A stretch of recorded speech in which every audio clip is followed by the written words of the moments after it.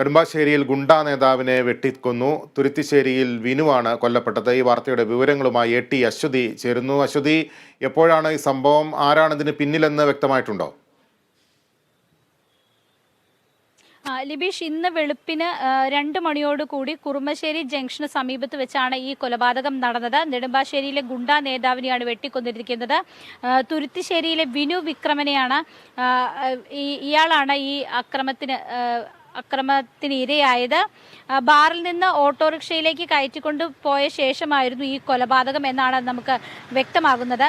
വിനുവിനെ ഓട്ടോറിക്ഷയിൽ കയറ്റിക്കൊണ്ട് പോയ ഒരാളെ പോലീസ് കസ്റ്റഡിയിൽ എടുത്തിട്ടുണ്ട്. നിലവിൽ നിരവധി ക്രിമിനൽ കേസുകളിൽ പ്രതിയാണ് ഈ വിനു വിക്രമൻ. 2019 അത്താണിയിൽ ഗില്ലാപ്പി എന്ന് അറിയപ്പെടുന്ന ബിനോയ് എന്ന ഗുണ്ടാ നേതാവിനെ വെട്ടിക്കൊന്ന കേസിലെ 1ാം പ്രതിയാണ് ഇയാൾ. എന്തായാലും ഈ സംഭവത്തിൽ അന്വേഷണം ആരംഭിച്ചിട്ടുണ്ട്. ഒരാളെ ഈ കസ്റ്റഡിയിൽ എടുത്ത ഒരു സാഹചര്യത്തിൽ കൂടുതൽ ആളുകൾക്ക് ഇതിൽ പങ്കുണ്ടോ, ഒപ്പം തന്നെ ഗൂഢാലോചനയുണ്ടോ തുടങ്ങിയ കാര്യങ്ങളിലേക്കാണ് ഇപ്പോൾ പോലീസിന്റെ അന്വേഷണം നീങ്ങിക്കൊണ്ടിരിക്കുന്നത്. എന്തായാലും അതിദാരുണമായ ഒരു സംഭവമാണ്. ദൃശ്യങ്ങളിലൊക്കെ നമുക്ക് കാണാം.